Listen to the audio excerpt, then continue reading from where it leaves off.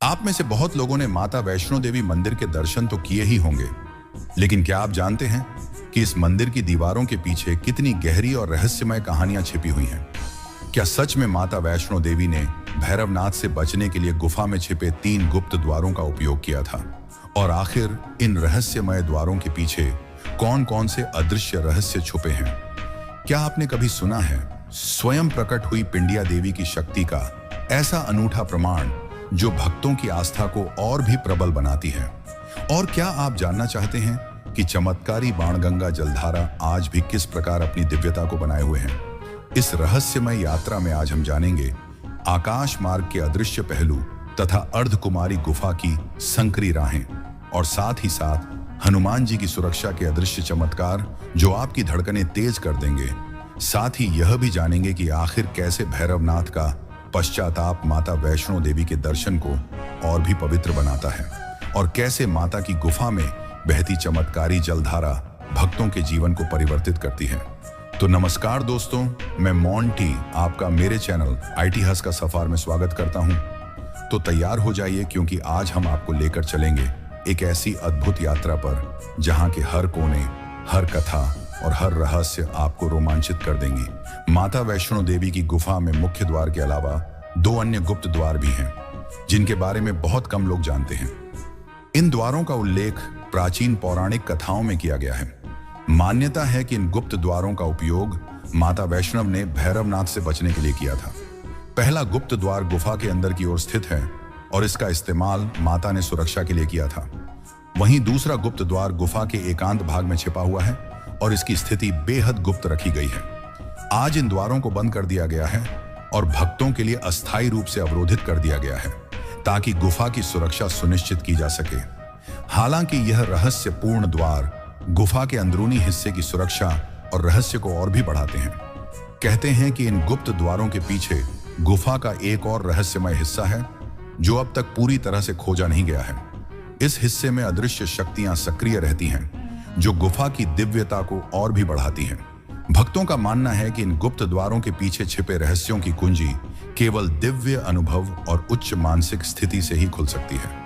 माता वैष्णव देवी की 3 पिंडियां, जिन्हें स्वयंभू या स्वयं प्रकट हुई माना जाता है, यह वैष्णो देवी मंदिर की सबसे महत्वपूर्ण और रहस्यमय विशेषता में से एक है। यह धारणा है कि यह पिंडियां किसी मानव द्वारा निर्मित नहीं है, बल्कि अनादिकाल से इसी रूप में मौजूद हैं और भक्तों में गहरी आस्था का स्रोत है।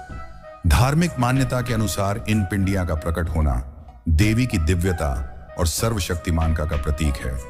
तीनों पिंडियां देवी के 3 रूपों का प्रतिनिधित्व करती हैं। में सबसे पहले महालक्ष्मी, जो कि धन, समृद्धि और वैभव की देवी है, वही महाकाली, जो शक्ति, विनाश और सुरक्षा का प्रतीक मानी जाती है, तथा महासरस्वती, जो ज्ञान, विद्या और सृजन की देवी हैं, विराजित हैं। यह गुफा प्राकृतिक रूप से त्रिकूट पर्वत में स्थित है, जहां देवी की तीनों पिंग के रूप में माता की कृपा सदियों से भक्तों का मार्गदर्शन करती आ रही है। कहा जाता है कि देवी के भक्त जब भी सच्चे मन से यहां आकर उनका दर्शन करते हैं तो उनकी सभी इच्छाएं पूरी होती हैं। इस स्थान की अद्वितीय यह है कि कोई भी वैज्ञानिक या भौतिक व्याख्या पिंडिया की उत्पत्ति का कारण स्पष्ट नहीं कर पाई है, जिससे यह मंदिर श्रद्धालुओं के लिए और भी चमत्कारिक हो जाता है। बाणगंगा वैष्णो देवी यात्रा का एक महत्वपूर्ण स्थान है, जहां माता ने अपने बाण से जलधारा प्रवाहित की थी।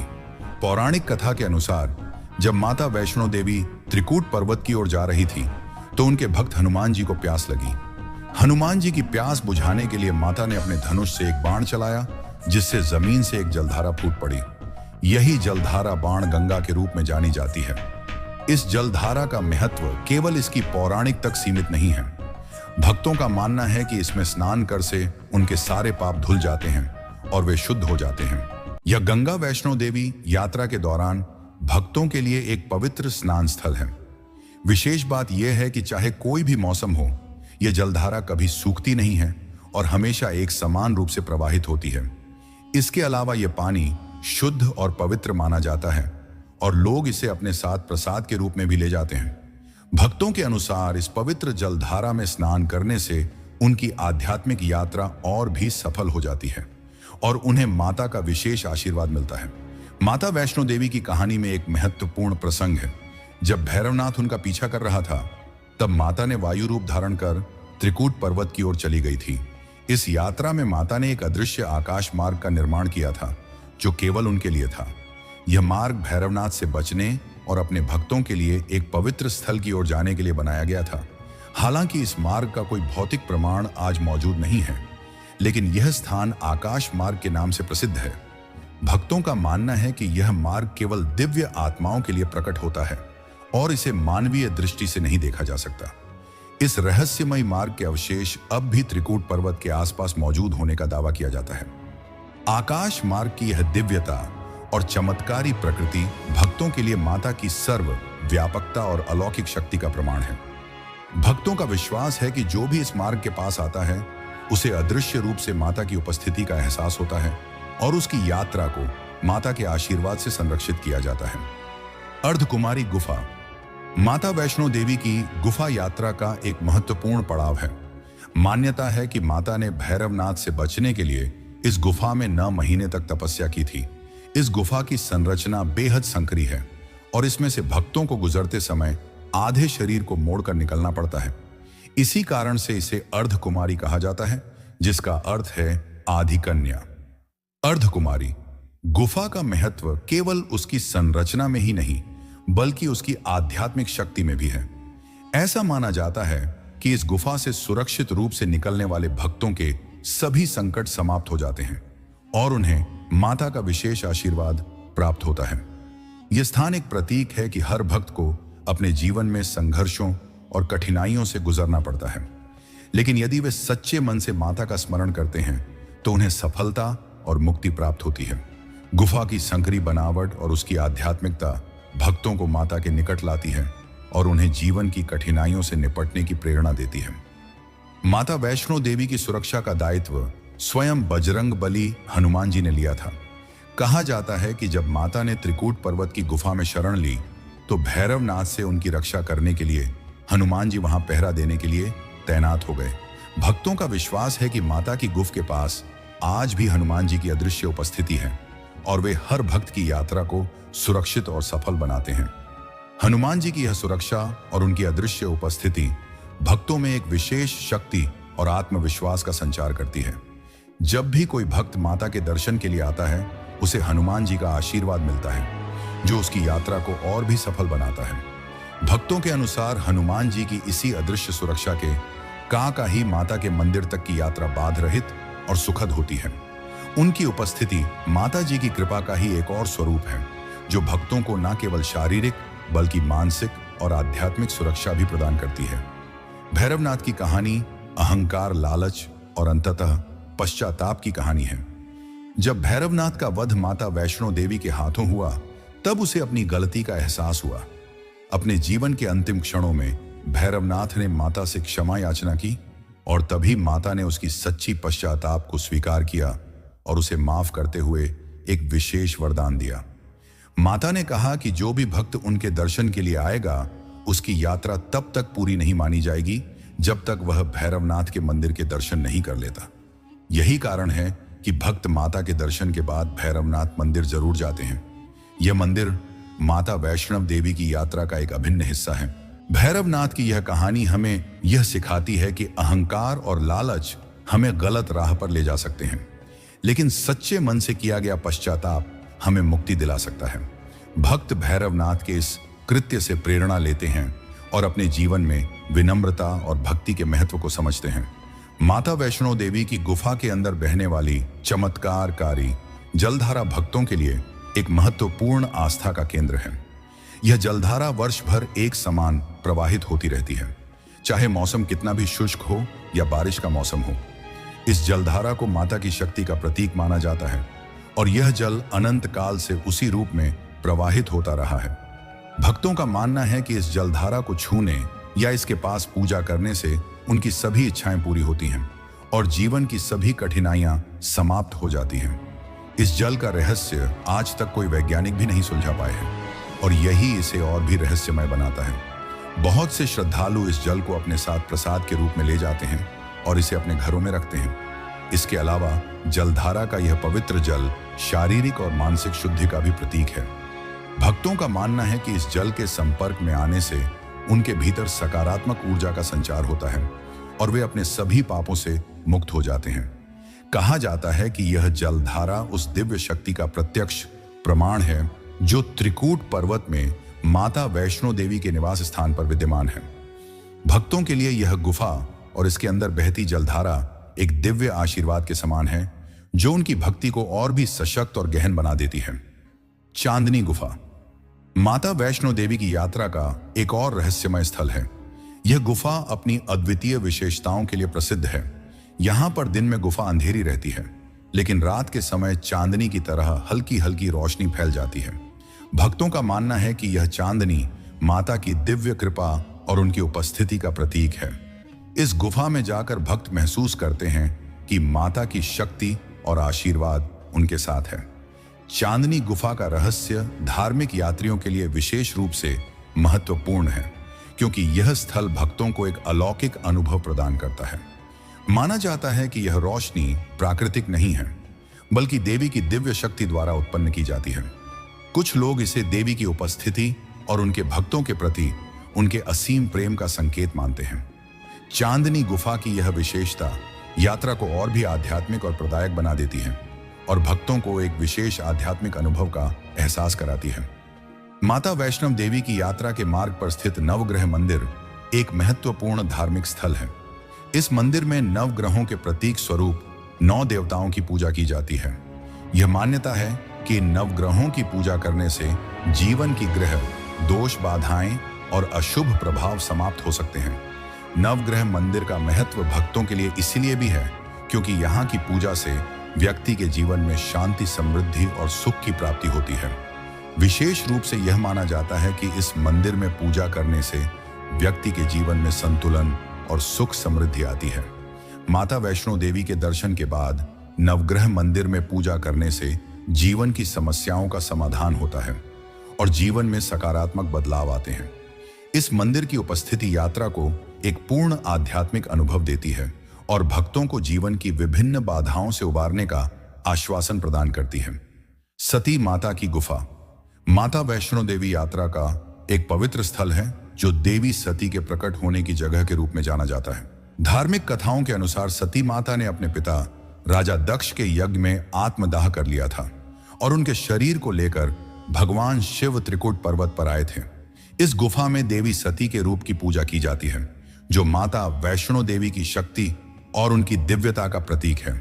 सती माता की गुफा के बारे में मान्यता है कि यहाँ पूजा करने से भक्त माता सती की विशेष कृपा प्राप्त करते हैं।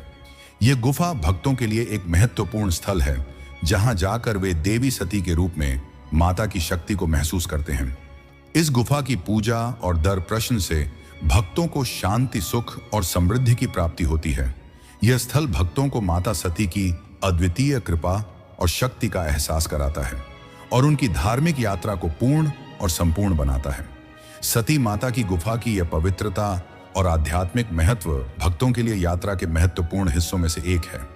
आज हमने माता वैष्णव देवी की गुफा के गहराई में छिपे उन रहस्यों को उजागर किया जिनके बारे में जानकर आपकी धड़कनें तेज हो गई होंगी।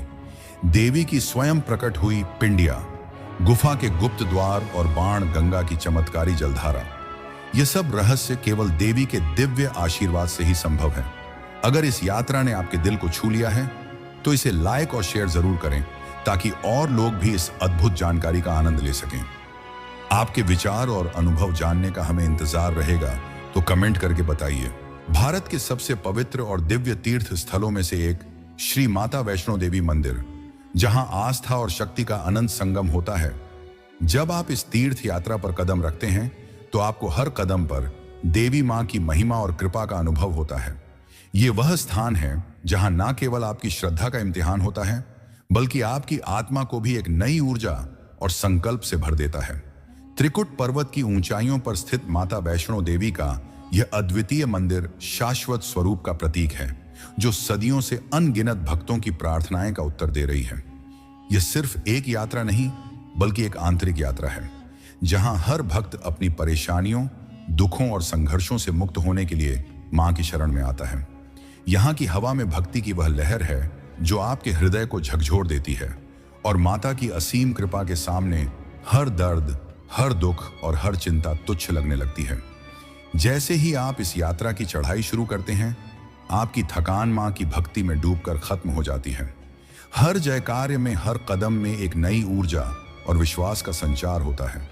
यहां पहुंचते ही आपको एहसास होता है कि आप सिर्फ एक मंदिर नहीं, बल्कि उस देवी के घर पहुंचे हैं जो जगत की पालनहार है, जो आपकी हर कठिनाई का हल है और जो साक्षात शक्ति, प्रेम और ममता की मुंह है। मां वैष्णो देवी के दरबार में पहुंचने का अनुभव जीवन की सबसे अद्भुत और अलौकिक अनुभूतियों में से एक है, जहां हर भक्त मां की छांव में खुद को सुरक्षित और पूर्ण महसूस करता है। तो नमस्कार दोस्तों, मैं मोंटी आपका मेरे चैनल इतिहास का सफर में स्वागत करता हूं। चलिए इस पवित्र धाम के इतिहास, रहस्य, चमत्कार एवं अन्य सभी जानकारी जो शायद आपको अब तक पता ना हो, उस पर चर्चा करते हैं। तो सबसे पहले आइए उस मां के चरणों में सिर झुकाए, जिनकी कृपा से जीवन की हर कठिनाई आसान हो जाती है, जिनके दर्शन मात्र से आत्मा को अनंत शांति मिलती है। कहते हैं माता के दर्शन का संपूर्ण फल हमें तब तक नहीं मिलता जब तक हम भैरवनाथ के दर्शन न कर लें। यानी भैरवनाथ मंदिर के दर्शन के बिना माता रानी की यात्रा अधूरी मानी जाती है। माता रानी ने भैरवनाथ का वध किया था, ये तो सभी जानते हैं, पर भैरवनाथ था क्या, आप ये जानते हैं? चलिए सबसे पहले इसी पर चर्चा करते हैं, क्योंकि हम भैरवनाथ मंदिर में भैरवनाथ की पूजा करते हैं, इसलिए बहुत से लोग उन्हें भगवान शिव के अवतार भैरवनाथ से भी जोड़कर देखते हैं। पर ऐसा नहीं है, यह दोनों ही अलग हैं और हमें इनमें कंफ्यूज नहीं होना चाहिए। कथा अनुसार सतयुग में जब पाप अपने चरम सीमा पर थी, तब एक भयंकर दानव जिसका नाम दुर्जय तथा जिसके पिता दैत्यराज थे, इनके प्रकोप से समस्त ब्रह्मांड त्राही त्राही कर रही थी। तब माता दुर्गा ने इनका वध कर धरती को इनके प्रकोप से मुक्ति दिलाई थी। दुर्जय जिसका एक पुत्र जिसका नाम भैर था, उन्हें ही हम भैरवनाथ के नाम से जानते हैं। भैरवनाथ भी अपने पूर्वजों की ही तरह बहुत ही पराक्रमी तथा बहुत ही दुष्कर्मी था। इसके साथ ही साथ वह एक बहुत ही बड़ा तांत्रिक भी था तथा उसके गुरु का नाम गोरखनाथ बताया गया है।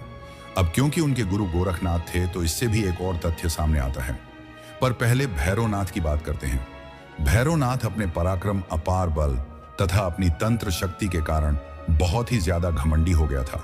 उसे ऐसा लगने लगा था जैसे वह पूरी सृष्टि को अपने काबू में कर सकता है।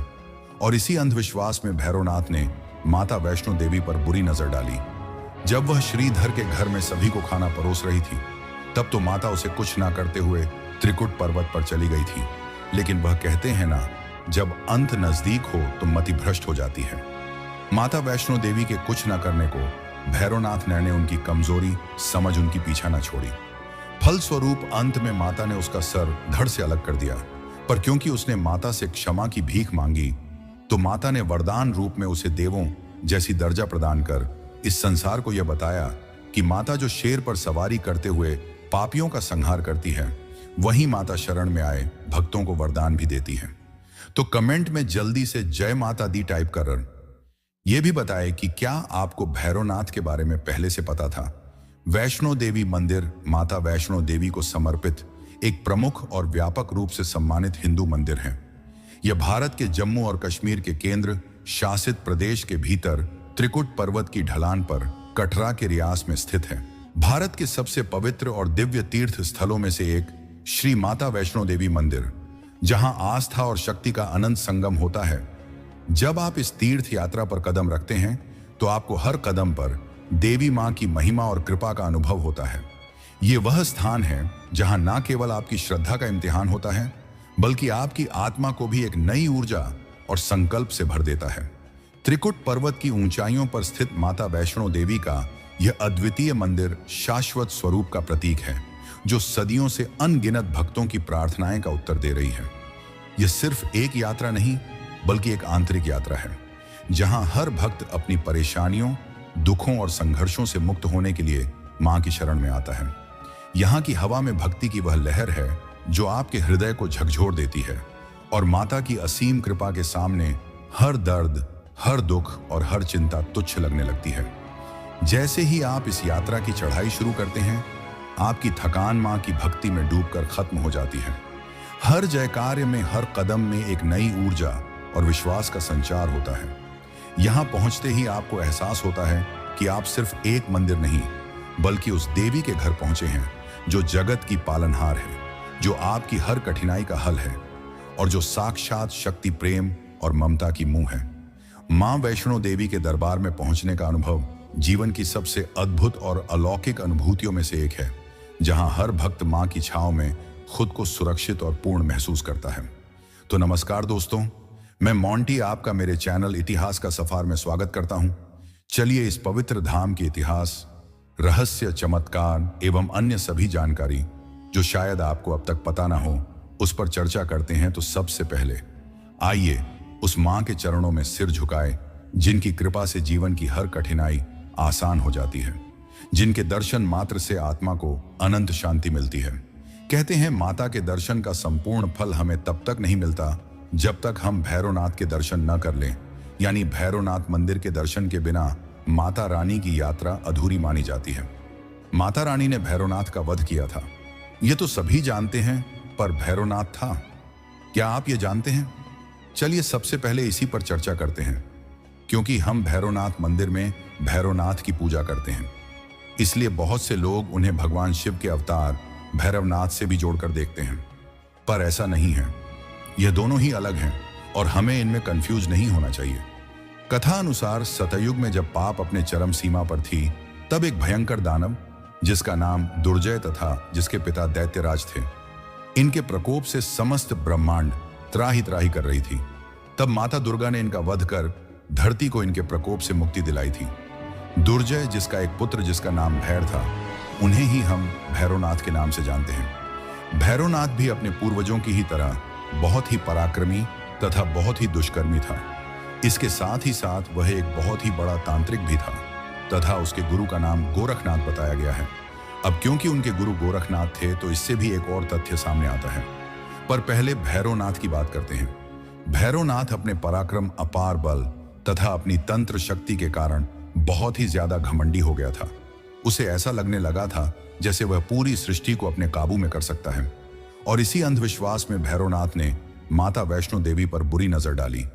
जब वह श्रीधर के घर में सभी को खाना परोस रही थी, तब तो माता उसे कुछ ना करते हुए त्रिकुट पर्वत पर चली गई थी। लेकिन वह कहते हैं ना, जब अंत नजदीक हो तो मति भ्रष्ट हो जाती है।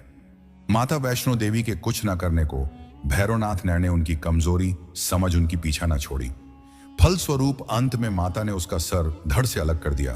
पर क्योंकि उसने माता से क्षमा की भीख मांगी, तो माता ने वरदान रूप में उसे देवों जैसी दर्जा प्रदान कर इस संसार को यह बताया कि माता जो शेर पर सवारी करते हुए पापियों का संहार करती है, वही माता शरण में आए भक्तों को वरदान भी देती है।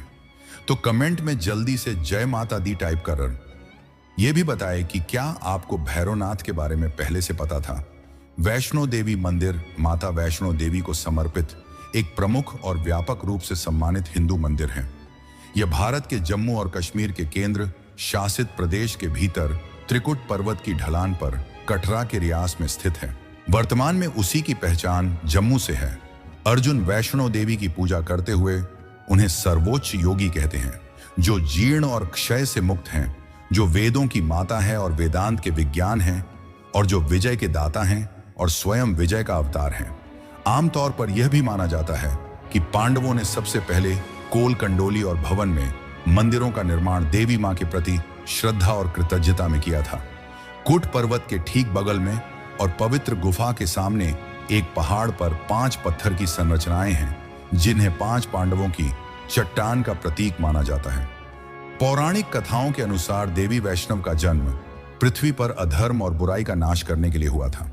उनका अवतार दक्षिण भारत के श्रीपुरम राज्य में हुआ था, जहां उन्हें त्रिकुटा नाम दिया गया। देवी ने लोगों की सेवा और बुराई के अंत का लक्ष्य लेकर जन्म लिया था। कथा के अनुसार माता के जन्म से पहले त्रिदेवियां तथा अन्य देवताओं ने रत्नाकर से वचन लिया था कि वे कभी भी उसके किसी फैसले के विरुद्ध नहीं जाएंगे। उनके पिता ने यह समझ लिया था कि त्रिकुटा कोई साधारण बालिका नहीं है और उनके जीवन का एक महान उद्देश्य है। हालांकि उनकी माता उन्हें महल के अंदर ही रखने का प्रयास करती थी ताकि वे अपनी शक्तियों का उपयोग न कर सकें। इसके बावजूद देवी ने भगवान विष्णु के मंदिर की यात्रा की, जहां उन्हें अपनी दिव्यता और शक्तियों का ज्ञान हुआ। बाद में भगवान के वंश से होने के कारण उन्हें वैष्णवी के नाम से जाना जाने लगा। अपनी शक्तियों का एहसास करने के बाद वैष्णवी ने अपने राज्य और गांवों में लोगों की सेवा करना शुरू किया।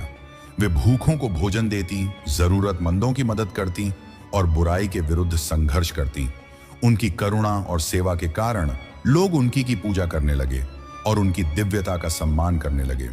माता वैष्णो देवी का उद्देश्य मानवता में फैली बुराई का अंत करना था।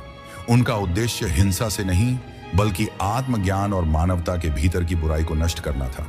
उनके इसी गुण के कारण उन्हें माता के रूप में पूजनीय माना जाता है। आज माता वैष्णो देवी का मंदिर हिंदू धर्म के सबसे पवित्र स्थलों में से एक माना जाता है, जहां हर साल लाखों श्रद्धालु उनकी पूजा करने और उनका आशीर्वाद प्राप्त करने के लिए आते हैं। वहीं माता से जुड़ी एक और मान्यता सामने आती है, जिसके अनुसार त्रिकुटा, जो बाद में देवी वैष्णो देवी के नाम से विख्यात हुई, उन्होंने 9 साल की उम्र में अपने पिता से तपस्या करने की अनुमति मांगी। उन्होंने समुद्र के किनारे भगवान विष्णु के राम अवतार की आराधना करने का निर्णय लिया। उनकी भक्ति इतनी गहरी थी कि श्री राम जबकि खोज में समुद्र तट पर पहुंचे तो उन्होंने त्रिकुटा को तपस्या में लीन देखा। त्रिकुटा ने भगवान राम से कहा कि उन्होंने उन्हें अपने पति के रूप में स्वीकार कर लिया है। इस पर श्री राम ने त्रिकुटा से कहा कि इस अवतार में वे केवल सीता के प्रति प्रतिबद्ध हैं और किसी अन्य से विवाह नहीं कर सकते। हालांकि श्री राम ने त्रिकुटा को एक वचन दिया। उन्होंने कहा कि कलयुग में वे फिर से प्रकट होंगे और उस समय उनके वचन को पूरा करेंगे। यह कथा देवी वैष्णो देवी की दिव्यता और उनके जीवन के उद्देश्य को रेखांकित करती है, जिसमें वे भगवान राम की भक्त थीं और भविष्य में उनके साथ पुनर्मिलन का वचन प्राप्त करती है। इस गुफा को गर्भ गुफा के नाम से भी जानी जाती है, क्योंकि मान्यता है कि माता वैष्णो देवी ने 9 महीने इस गुफा में ऐसे बिताया था जैसे कोई बच्चा मां के गर्भ में 9 महीने रहता है। इस गुफा में केवल एक बार ही जाया जा सकता है। हम दोबारा उस गुफा में नहीं जा सकते हैं। ऐसी मान्यता है कि जो व्यक्ति इस गर्भ गुफा के अंदर से एक बार पार हो जाता है, उसके जीवन में कभी कोई गम नहीं होती, उसका जीवन भर खुशी में बीता है। प्राचीन ग्रंथ ऋग्वेद में भी इस त्रिकुट पर्वत का वर्णन किया गया है। मान्यता है कि माता पार्वती के आशीष का तेज इस गुफा पर पड़ता है, जिसकी आराधना में 33 कोटि देवता हमेशा लगे रहते हैं। इस पवित्र गुफा में एक अद्भुत चमत्कार भी देखने को मिलता है, जहां से निरंतर पवित्र गंगा जल की धारा प्रवाहित होती रहती है, मानो स्वयं मां गंगा यहां विराजमान हो, तथा इसे अत्यंत ही पवित्र माना गया है। जो लोग यहां दर्शन के लिए आते हैं, वे इस पवित्र जल को माता की आशीष के रूप में लेकर जाते हैं। कुछ समय पहले यह गुफा काफी सकरी थी, जिसके बाद 1977 में एक नई गुफा बनवाई गई, जिसमें एक गुफा के एक तरफ से लोग मंदिर के लिए प्रवेश करते हैं और दूसरी गुफा से बाहर निकलते हैं। कहा जाता है कि इस गुफा के दर्शन बहुत कम ही लोग कर पाते हैं, क्योंकि माता का बुलावा बस किस्मत वालों को ही आता है। कोई भी इंसान बिना माता के चाहे उनके दर्शन नहीं कर पाता। तो अगर आपने भी माता के दर्शन किए हैं, तो वह दर्शन सिर्फ आपके चाहने से नहीं हुआ है, बल्कि माता ने खुद आपको बुलाया था। वहीं अगर अब तक आपने माता के दर्शन नहीं किए हैं, तो माता से प्रार्थना करें कि आपको भी माता जल्दी बुलाए। माता वैष्णो देवी की गुफा में भैरव का शरीर रखा गया है, जिसे माता वैष्णो देवी ने भैरव को त्रिशूल से मारा था और उसका सिर उड़कर भैरव घाटी में चला गया था। तभी से वह शरीर वहीं मौजूद है। एक समय की बात है, त्रिकुटा पर्वत की गोद में एक दिव्य घटना घटित हुई। भैरवनाथ नाम का एक तपस्वी अपनी तंत्र शक्तियों से इतराक एक सुंदर कन्या का पीछा करने लगा, जो वास्तव में मां वैष्णो देवी का रूप थी। कन्या ने उसकी मंशा समझकर वायु का रूप धारण कर त्रिकुटा पर्वत की ओर उड़ान भरी। भैरवनाथ भी उसके पीछे दौड़ता रहा। माता की रक्षा के लिए पवन पुत्र हनुमान वहां पहुंचे और भैरवनाथ को रोकने का प्रयास किया। हनुमान जी को प्यास लगी तो माता ने अपनी कृपा से धनुष चलाकर पहाड़ से एक जलधारा उत्पन्न की। उस जल से अपने केश धोकर माता एक गुफा में प्रविष्ट हुई और 9 महीनों तक गहन तपस्या में लीन, और उनका पीछा छोड़ देना चाहिए, पर भैरवनाथ ने इस चेतावनी की अनदेखी की और माता का पीछा जा रखा। माता ने तब गुफा के दूसरी ओर से एक मार्ग बनाकर बाहर निकलने का प्रयास किया। इस स्थान को आज अर्धकुमारी या गर्भजून के नाम से जाना जाता है, जहां माता ने भागते समय पीछे मुड़कर भैरवनाथ को देखा था। आखिरकार भैरवनाथ गुफा के द्वार तक पहुंच गया और माता को चुनौती दी। तब माता वैष्णो देवी ने देवी का स्वरूप धारण कर उसे वापस जाने को कहा। पर भैरवनाथ ने उनका आदेश नहीं माना। जब वह गुफा में प्रवेश करने लगा तो हनुमान जी ने उसे युद्ध के लिए ललकारा, लेकिन युद्ध का कोई समाधान न निकलता। देख माता ने महाकाली का रूप लिया और भैरवनाथ का वध कर दिया। वध के बाद भैरवनाथ को अपनी भूल का एहसास हुआ। उसने मां से क्षमा मांगी। माता ने उसकी भक्ति और मोक्ष की इच्छा को समझते हुए न केवल उसे क्षमा किया, बल्कि यह वरदान भी दिया कि जो भी भक्त मेरे दर्शन के बाद तुम्हारे दर्शन करेगा, तभी उसकी यात्रा पूरी मानी जाएगी। इस कथा का संबंध वैष्णो देवी के भक्त श्रीधर से भी जुड़ता है। श्रीधर एक गरीब और निसंतान भक्त हंसाली गांव में रहते थे। एक दिन उन्होंने माता का भंडारा आयोजित किया, जहां माता स्वयं एक कन्या के रूप में प्रकट होकर सभी को भोजन परोसने लगी। भंडारा सफलतापूर्वक संपन्न हुआ और माता ने श्रीधर को स्वप्न में आकर गुफा का मार्ग दिखा, या श्रीधर ने उस गुफा को खोज निकाला जहां से आज तक मां वैष्णो देवी के दर्शन के लिए भक्त आते हैं। श्री माता वैष्णो देवी की तीर्थ यात्रा हिंदू धर्म के सबसे पवित्र और प्रतिष्ठित स्थलों में से एक मानी जाती है। यह मंदिर दुनिया भर में अपनी विशेष मान्यता के लिए प्रसिद्ध है, क्योंकि यहाँ की देवी को मांगी हुई मुरादें पूरी करने वाली माता के रूप में जाना जाता है। भक्तों का मानना है कि यहाँ आकर वे अपनी हर इच्छा पूरी कर सकते हैं। माता का यह पवित्र धाम 5200 फीट की ऊंचाई पर स्थित है और श्रद्धालुओं को कटरा से लगभग 12 किलोमीटर की कठिन चढ़ाई करनी पड़ती है, जो एक गहन भक्ति यात्रा का प्रतीक है। जब भक्त इस यात्रा को पूरा कर भवन पहुंचते हैं तो उन्हें गर्भगृह यानी पवित्र गुफा में प्रवेश कर माता के दिव्य दर्शन करने का सौभाग्य प्राप्त होता है। 1986 में तीर्थ यात्रा के प्रबंधन और संचालन के लिए श्री माता वैष्णो देवी श्राइन बोर्ड का गठन किया गया। तब से इस बोर्ड ने तीर्थ यात्रियों के लिए यात्रा को अधिक सुविधाजनक और सुगम बनाने के लिए कई विकास कार्य किए हैं। बोर्ड द्वारा दान का उपयोग विभिन्न सुधारों और सुविधाओं के विकास में किया जाता है, ताकि तीर्थ यात्री हर प्रकार की सुविधा प्राप्त कर सकें। ध्यान देने योग्य बात यह है कि मंदिर परिसर के भीतर फोटोग्राफी और वीडियोग्राफी पूरी तरह से प्रतिबंधित है, ताकि पवित्रता और श्रद्धा का वातावरण बना रहे। उम्मीद है आपको वीडियो के माध्यम से कई सवालों के जवाब मिल गए होंगे और बहुत कुछ नया जानने को मिला होगा। अगर आपको हमारी वीडियो अच्छी लगी हो तो वीडियो को लाइक कर और लोगों तक भी शेयर कर दें। वहीं अगर आपने अभी तक चैनल सब्सक्राइब नहीं किया है तो चैनल को सब्सक्राइब कर हमें सपोर्ट करें।